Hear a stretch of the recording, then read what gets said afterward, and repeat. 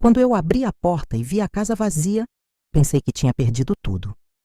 Mas o que eles não levaram foi a única coisa que realmente importava. Meu nome é Marlene. Tenho 56 anos. E naquele dia de agosto, quando voltei do trabalho e encontrei minha casa revirada, com móveis, roupas e memórias espalhados pelo chão, eu ainda não sabia que aquilo não tinha sido um assalto comum. Tinha sido minha própria família. Era uma segunda-feira. Eu trabalhava como cozinheira num restaurante no centro da cidade. Saía de casa às 5:30 da manhã e só voltava depois das 3 da tarde. 30 anos fazendo isso. 30 anos acordando no escuro, pegando 2 ônibus, preparando comida para gente que eu nem conhecia, voltando para casa com as pernas doendo e o cheiro de fritura grudado na pele. Mas era meu trabalho. Era o que colocava comida na mesa. Era o que tinha criado meus 3 filhos sozinha depois que o pai deles me deixou, com uma carta dizendo que ia refazer a vida em São Paulo. Quando girei a chave na fechadura naquela tarde, a primeira coisa que percebi foi o silêncio. Não era um silêncio normal. Era pesado, estranho. Empurrei a porta devagar e vi a sala vazia. O sofá que eu tinha comprado parcelado em 12 vezes, sumido. A televisão, sumida. A estante com os porta-retratos, sumida. Entrei mais. A cozinha, a geladeira sumida. O fogão, no lugar. Os armários abertos, vazios. Fui pro quarto. A cama sumida. O guarda-roupa, as portas escancaradas, vazio. Só tinha sobrado algumas peças de roupa jogadas no chão. Roupas velhas, desbotadas, rasgadas, as que ninguém quis. Senti as pernas fraquejarem. Sentei no chão, encostada na parede fria, olhando aquele vazio. E foi então que vi o bilhete. Um pedaço de papel amassado em cima da pia da cozinha. Levantei, peguei e abri. A letra era da Cíntia, minha filha do meio. Mãe, a gente precisava das coisas, você vai entender. Beijo. Precisava das coisas, minha filha, meu filho mais velho, o Rodrigo, e a Jéssica, a caçula. Tinham entrado na minha casa, tinham pegado tudo e tinham deixado um bilhete, como se fosse normal, como se fosse justo, como se eu não tivesse passado a vida inteira me matando para dar tudo para eles. Fiquei ali, parada, segurando aquele papel. Não chorei, não conseguia. Era choque, era raiva, era uma dor tão grande que não cabia em lágrima. Olhei em volta de novo. Procurei o telefone. Tinham levado. Procurei meu celular na bolsa. Liguei para o Rodrigo, chamou, ninguém atendeu. Liguei para Cíntia. Mesma coisa. Para Jéssica. Nada. Mandei mensagem. Por favor, me expliquem o que aconteceu. Visualizado. Nenhuma resposta. Sentei na beirada da janela da cozinha, olhando a rua lá embaixo. As pessoas passando. A vida seguindo. E eu ali, dentro da minha própria casa, me sentindo invadida, violada, traída não por estranhos, pela minha própria família. Naquele dia, eu ainda não sabia que aquela dor ia me ensinar algo que eu deveria ter aprendido muito antes. Rodrigo tinha 34 anos. Era o mais velho. Sempre foi o mais responsável. Ou pelo menos era o que eu achava. Casado com a Fabiana, 2 filhos pequenos. Trabalhava como motorista de aplicativo. A vida dele nunca foi fácil, mas ele sempre deu um jeito. Sempre teve aquele orgulho de homem que não pede ajuda. Mas comigo, ele pedia. Pedia dinheiro emprestado e nunca devolvia. Pedia para eu cuidar dos meninos e sumia o final de semana inteiro. Pedia comida, pedia favores, pedia atenção. E eu dava. Sempre dei. Cíntia, a do meio, tinha 31 anos. Divorciada. Uma filha de 8 anos, a Lívia. A Cíntia sempre foi revoltada. Sempre achou que a vida tinha sido injusta com ela. Que eu tinha sido injusta com ela. Que o pai dela tinha sido injusto. Que todo mundo devia alguma coisa para ela. Morava num apartamento alugado que ela mal conseguia pagar. Vivia me pedindo ajuda. Às vezes eu ajudava. Às vezes eu não tinha como. E quando eu não tinha, ela ficava semanas sem falar comigo. A Jéssica, a caçula, 27 anos, solteira, sem filhos, ainda morava comigo até 6 meses antes daquilo tudo acontecer. Tinha arrumado um namorado, o Leandro, e tinha ido morar com ele. Saiu sem agradecer, sem se despedir direito. Só pegou as coisas dela e foi. Eu fiquei sozinha naquela casa pela primeira vez em mais de 30 anos. E pensei que fosse ser libertador. Pensei que eu ia finalmente ter um tempo para mim. Mas não foi. Foi vazio. Foi silêncio. Foi a sensação de que eu tinha dedicado a vida inteira para criar 3 pessoas que não precisavam mais de mim. Eu tinha começado a trabalhar cedo, 15 anos, ajudante de cozinha num restaurante pequeno, no bairro. Aprendi tudo lá, a fazer arroz soltinho, feijão temperado, carne assada que derrete na boca. Fui subindo, virei cozinheira, casei aos 20, tive o Rodrigo aos 21, a Cíntia aos 24, a Jéssica aos 28 e aos 32, meu marido foi embora. Me deixou com 3 crianças, aluguel atrasado e geladeira vazia. Chorei 3 dias. No 4º dia, sequei as lágrimas e voltei a trabalhar. Dobrei turno, peguei bico de fim de semana fazendo salgados por encomenda. Acordava às 4 da manhã, dormia à meia-noite. Não tinha tempo para ser triste, tinha que ser forte. E fui. Criei meus filhos, sozinha, sem ajuda de ninguém. Botei comida na mesa todos os dias. Paguei escola, paguei roupa, paguei remédio, paguei festa de aniversário, paguei tudo. E nunca pedi reconhecimento, nunca cobrei gratidão. Só queria que eles crescessem bem, que fossem pessoas boas, que me respeitassem. Mas respeito não se cobra. Ou se tem, ou não se tem. A primeira vez que senti que algo estava errado foi num Dia das Mães. Eu devia ter uns 48 anos. Acordei animada. Tinha feito bolo no dia anterior, arrumado a casa, comprado refrigerante. Pensei que os 3 iam aparecer. Que a gente ia almoçar junto, conversar, rir. Fiquei esperando.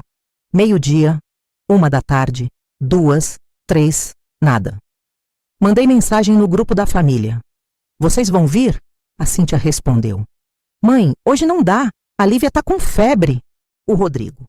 Tô trabalhando, preciso fazer dinheiro. A Jéssica. Vou sair com o Leandro, a gente se vê semana que vem. Semana que vem nunca chegou. Comi o bolo sozinha. Guardei o resto na geladeira. Apaguei as velas que eu tinha acendido só para fazer bonito. Sentei no sofá e pensei.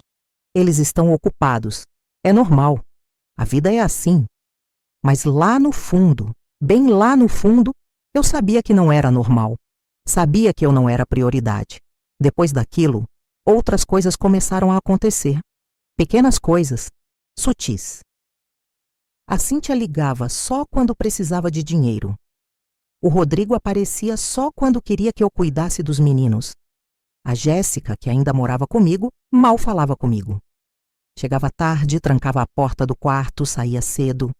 Eu era uma sombra na minha própria casa. Tentei conversar. Chamei a Cíntia num dia. Filha, você só fala comigo quando precisa de alguma coisa? Ela bufou. Nossa, mãe, que drama. Eu tenho minha vida, tô correndo atrás das minhas coisas. Não posso ficar ligando toda hora só para bater papo. Tentei com o Rodrigo. Filho, sinto falta de você. Ele riu daquele jeito meio sem graça. Mãe, eu tô sempre por perto. Relaxa. Mas perto como? Perto só quando era conveniente para ele. Fui engolindo, fui aceitando. Fui me acostumando com a sensação de ser útil, mas não amada. De ser necessária, mas não importante. Até que veio aquele agosto. Naquela noite, depois de descobrir a casa vazia, liguei para minha irmã, a Vera. Ela mora em outra cidade. A gente não se fala muito, mas naquela hora eu precisava de alguém. Contei tudo. Ela ficou em silêncio uns segundos. Depois disse, com aquela voz firme que ela sempre teve. Marlene, seus filhos te roubaram. Você vai fazer o quê? Não soube responder. Ela continuou. Você vai fazer boletim de ocorrência? Vai processar? Ou vai fingir que não aconteceu nada e deixar passar? Desliguei sem responder. Porque eu não sabia. Não sabia o que fazer. Não sabia como reagir. Só sabia que doía.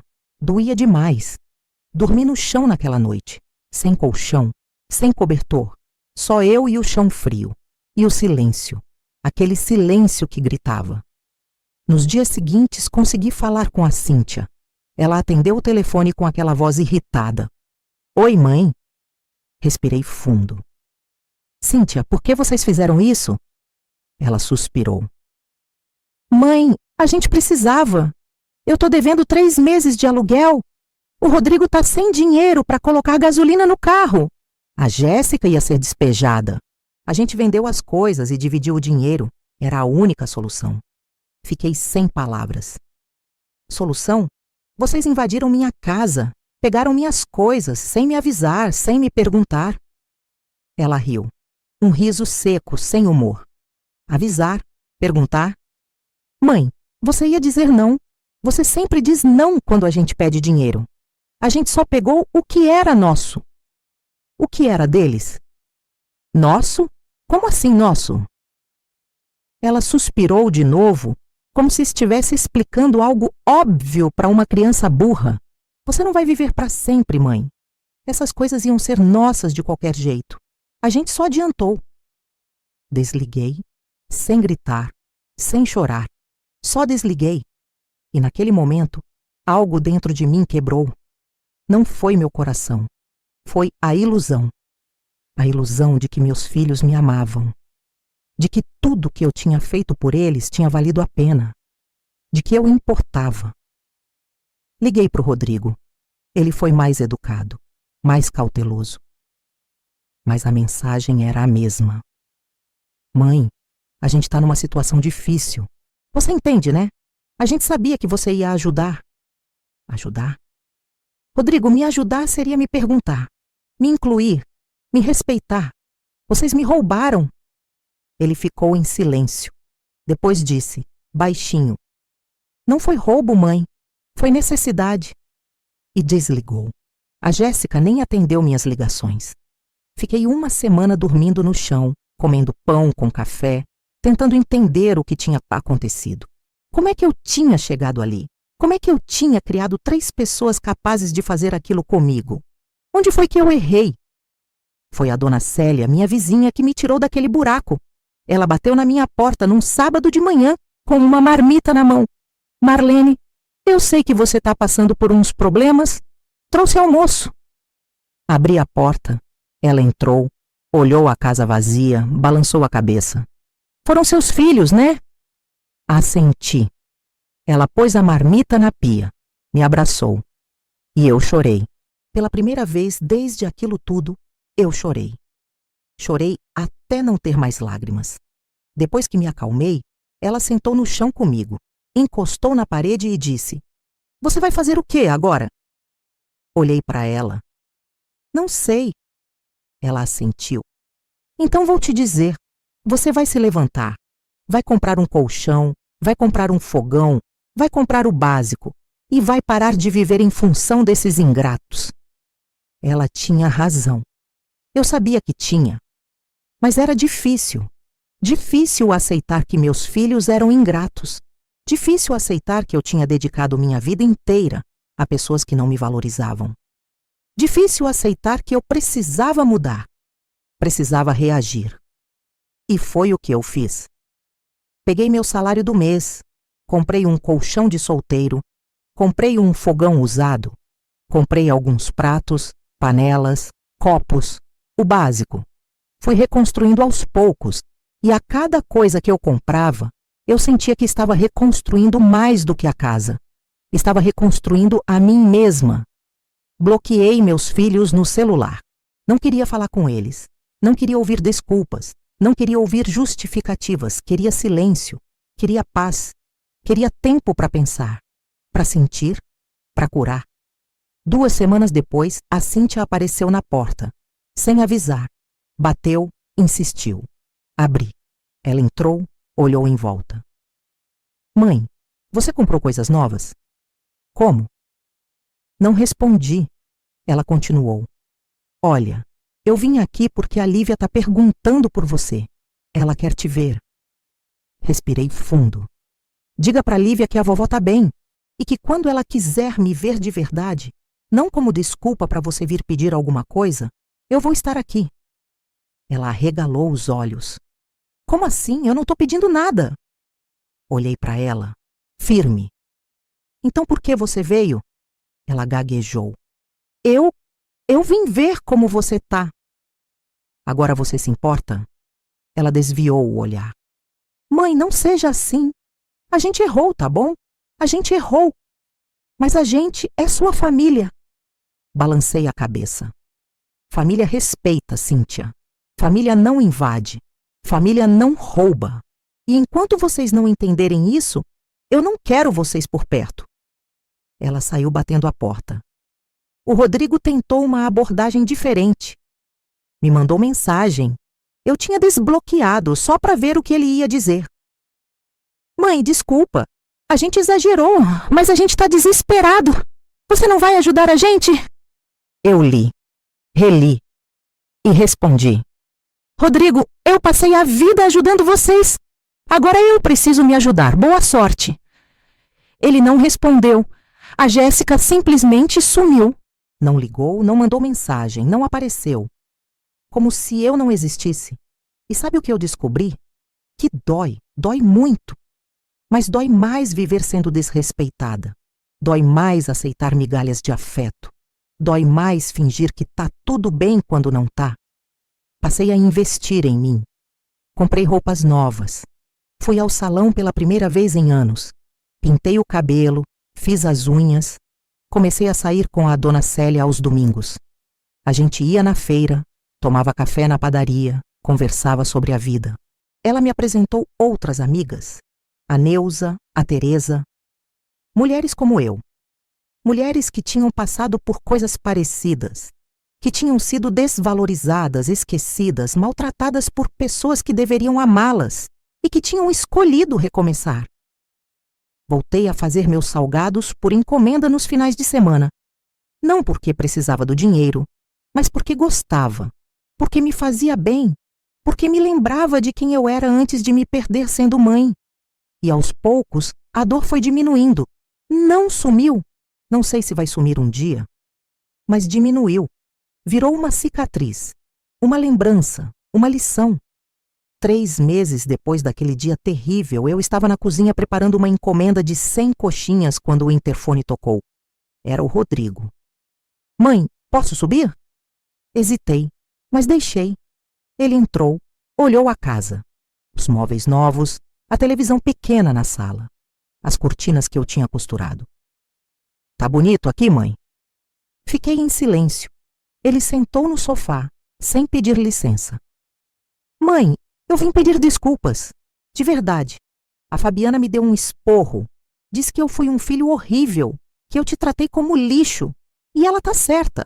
Eu te tratei mal, eu te usei e eu quero consertar. Olhei para ele, pro homem que eu tinha criado, pro homem que tinha me magoado tão fundo, e falei. Rodrigo, desculpas não consertam o que foi quebrado. Ações consertam. Se você quer reconstruir alguma coisa comigo, vai ter que ser com respeito, com tempo, com presença, não com palavras bonitas. Ele acenou. Eu sei, mãe, eu sei. E eu quero tentar, de verdade. E saiu. A Cíntia voltou 2 semanas depois, com a Lívia. A menina correu para mim, me abraçou. Vovó, eu senti sua falta. Abracei ela de volta, sentindo um nó na garganta. Eu também senti sua falta, amor. A Cíntia ficou na porta, sem jeito. Mãe, eu vim devolver parte do dinheiro. Não é tudo, mas é o que eu consegui juntar. Estendeu um envelope. Não peguei.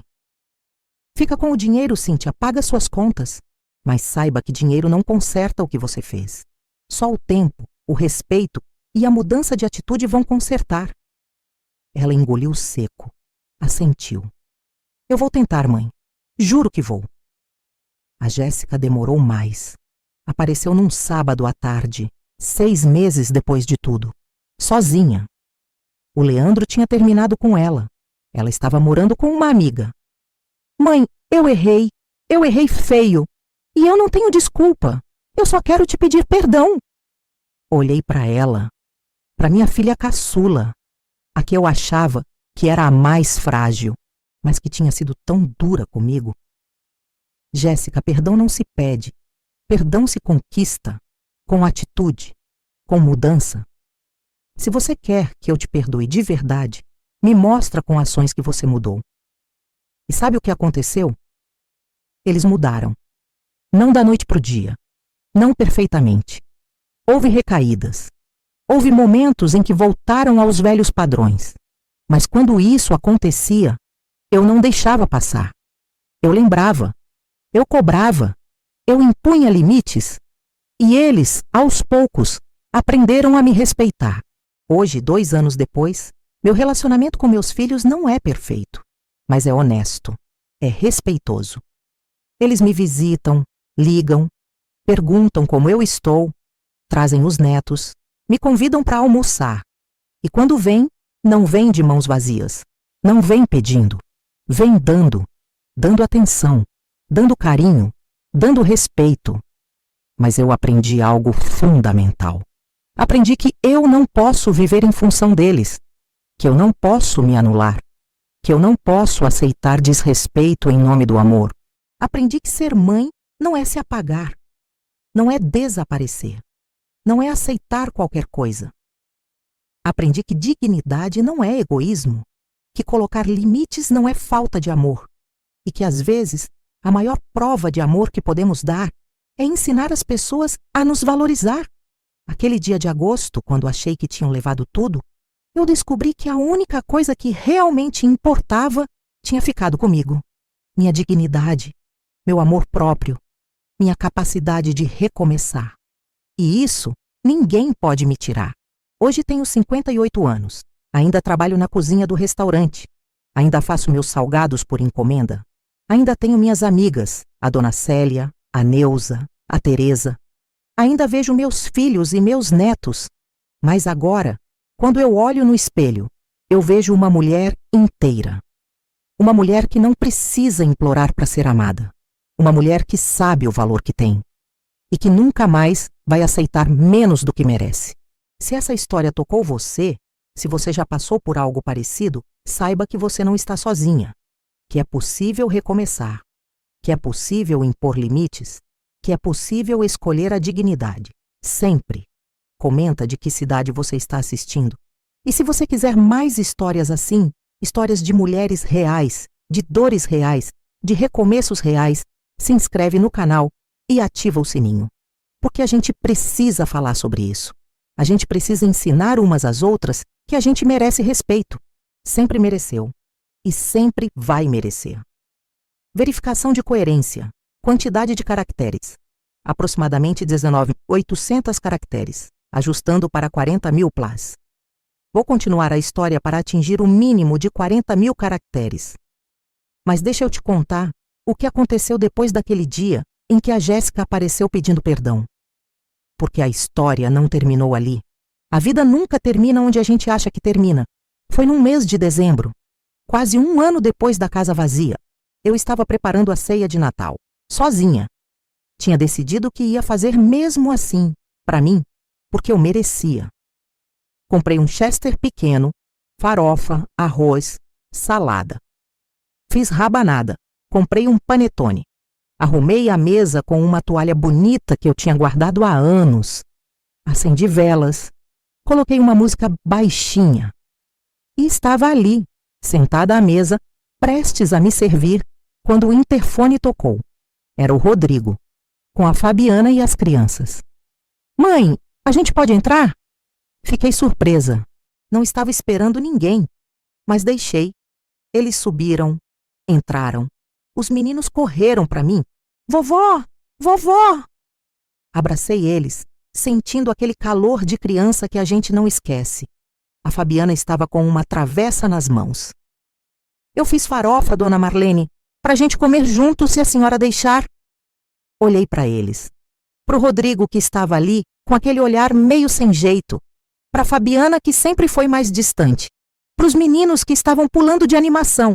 E falei, claro, sentem, vamos comer juntos. E comemos. Conversamos, rimos. Os meninos contaram da escola. O Rodrigo contou do trabalho. A Fabiana contou das amigas dela. E eu, pela primeira vez em muito tempo, me senti parte de uma família de verdade. Não uma família perfeita, mas uma família que estava tentando. Depois do jantar, quando eles já tinham ido embora, eu sentei no sofá e pensei em tudo. Em como a dor tinha me transformado.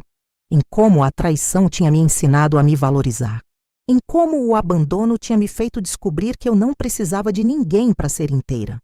Porque é isso, né? A gente passa a vida achando que precisa dos outros para ser feliz. Que precisa ser amada para ter valor. Que precisa ser necessária para ter propósito. Mas não. A gente já tem valor. A gente já tem propósito. A gente só precisa se lembrar disso. Janeiro veio e com ele uma ligação da Cíntia. Mãe, eu consegui um emprego novo. Tô ganhando melhor. E eu queria te convidar para almoçar no domingo. Minha conta. Pra gente conversar, pra gente se ver de verdade. Aceitei. Fomos num restaurante simples, mas gostoso. A Lívia estava junto. A gente comeu, conversou, riu. E no final, quando a conta chegou, a Cíntia pagou. Sem reclamar. Sem fazer cara feia. E me olhou nos olhos e disse: Mãe, eu tô tentando ser uma filha melhor. Eu sei que ainda erro, mas eu tô tentando. E aquela tentativa genuína, aquele reconhecimento, valeu mais do que qualquer pedido de desculpas. A Jéssica demorou mais para se aproximar de novo. Mas quando se aproximou, foi diferente. Não veio pedindo. Não veio se justificando. Veio oferecendo. Mãe, eu tô fazendo um curso de manicure. Deixa eu fazer suas unhas? De graça. Só porque eu quero. E eu deixei. Sentamos ali, ela cuidando das minhas mãos, eu olhando para ela, para minha filha caçula que tinha crescido sem que eu percebesse. E conversamos, de verdade, sobre a vida dela, sobre os erros dela, sobre os meus erros também. Porque eu também errei, eu também falhei, eu também exagerei em algumas coisas, fui ausente em outras, e reconhecer isso não me fez menor, me fez humana. Porque a verdade é que a gente erra. Mães erram, filhos erram, famílias erram. Mas o que importa não é o erro, é o que a gente faz depois. É se a gente aprende, é se a gente muda, é se a gente escolhe o respeito, a dignidade, o amor verdadeiro. E aos poucos, muito devagar, a gente foi se reconstruindo. Eu e meus filhos, não como éramos antes, mas como algo novo, algo melhor. Algo mais real. No meu aniversário de 57 anos, eles apareceram, os 3, com os netos, com bolo, com presentes pequenos mas pensados, uma caneca com a frase "Melhor mãe do mundo", um caderno bonito para eu anotar minhas receitas, uma foto antiga, emoldurada, de quando eles eram crianças e a gente era feliz sem perceber, e cartões escritos à mão, com palavras que me fizeram chorar, palavras de reconhecimento, de gratidão, de amor. Mãe, obrigado por não desistir da gente. Mãe, obrigado por nos ensinar o que é dignidade. Mãe, desculpa por ter demorado tanto para entender. Eu chorei. Mas não era choro de dor, era choro de alívio, de gratidão, de esperança. Hoje, quando olho para trás, pro dia em que cheguei em casa e encontrei tudo vazio, eu não sinto mais raiva, não sinto mais rancor. Sinto tristeza pelo que aconteceu, mas também sinto gratidão, porque aquele dia me ensinou algo que eu precisava aprender. Me ensinou a não me anular, a não me perder, a não aceitar menos do que eu merecia. E sabe, se eu pudesse voltar no tempo e mudar alguma coisa, eu não mudaria. Porque a dor me transformou. A traição me fortaleceu. O abandono me libertou. E hoje eu sou uma mulher diferente. Uma mulher que sabe o valor que tem. Uma mulher que não implora por amor. Uma mulher que não aceita migalhas. Uma mulher que escolhe a dignidade, sempre. Aprendi que amor de mãe não tem limite. Mas respeito tem que ter. Aprendi que perdoar não é esquecer. É lembrar, mas escolher seguir em frente. Aprendi que família não é sangue. É respeito, é presença, é reciprocidade. Aprendi que eu posso amar meus filhos incondicionalmente, mas não posso aceitar desrespeito incondicionalmente. Aprendi que colocar limites não é egoísmo, é amor próprio, é cuidado comigo mesma, é ensinar as pessoas a me tratarem como eu mereço. E hoje, quando meus filhos vêm me visitar, quando me ligam, quando me abraçam, eu sinto que é de verdade, não é obrigação, não é interesse, é amor, é respeito, é gratidão. E isso vale mais do que qualquer coisa que eles poderiam ter me dado. Porque no final, o que eles levaram naquele dia não era o que realmente importava. O sofá, a televisão, a geladeira, tudo isso podia ser substituído. Mas o que ficou comigo, o que ninguém nunca vai conseguir tirar, é a minha essência, a minha força, a minha capacidade de me reerguer, a minha dignidade. E é isso que eu quero que você leve dessa história. Não importa o que tiraram de você. Não importa o quanto te machucaram. Não importa quantas vezes te humilharam, te desrespeitaram, te fizeram sentir pequena. O que importa é o que fica em você. E o que fica em você é tudo o que realmente importa. É a sua força. É a sua dignidade. É a sua capacidade de recomeçar. Sempre. Então, se você está passando por algo parecido, se você está sofrendo com ingratidão, com desrespeito, com abandono emocional, saiba que você não está sozinha, que é possível se reerguer, que é possível impor limites, que é possível escolher você mesma, e que isso não é egoísmo, é sobrevivência, é amor próprio, é justiça. Hoje eu tenho 58 anos, moro na mesma casa, trabalho no mesmo lugar. Mas sou uma pessoa completamente diferente. Tenho amigas de verdade, tenho hobbies, tenho tempo para mim, tenho paz. E tenho meus filhos e netos, mas de uma forma saudável, respeitosa, recíproca. Não é perfeito, nunca vai ser, mas é real, é honesto e é o suficiente, porque eu aprendi que o suficiente não é pouco, é tudo. E eu tenho tudo o que preciso, tenho a mim mesma.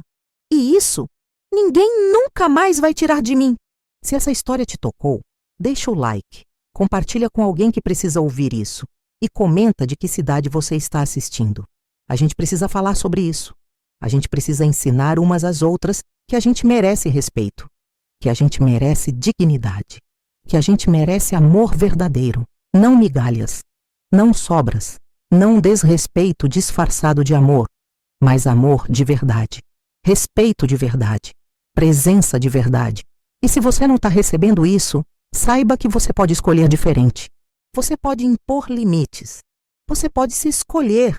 E você deve, sempre deve.